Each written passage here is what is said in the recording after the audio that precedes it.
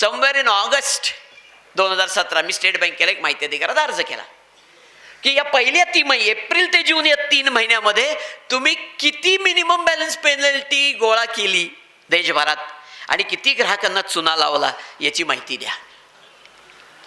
त्यांनी मला माहिती अधिकार कायद्याचे जे रिजेक्शन कलम आहेत त्यानंतर दुपारी दादू आणि सगळे तुमच्याशी बोलतील त्या विषयावर मी आत्ता नाही बोलणार. 81D नावाचं कलम आहे. त्याच्यामध्ये त्यांनी असे सांगितलंय की जे ट्रेड सिक्रेट किंवा कमर्शियल कॉन्फिडन्स अशी माहिती असेल ती देता येत नाही. मला SBI म्हणलं की किती ग्राहकांना आम्ही चुना लावला हे आमचं ट्रेड सिक्रेट आहे म्हणले, ते आम्ही देऊ शकत नाही.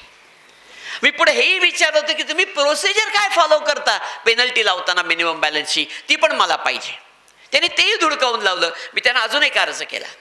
त्यांना मी लिहिलं की तुम्ही काय प्रोसिजर फॉलो करता मिनिमम बॅलन्सची पेनल्टी लावताना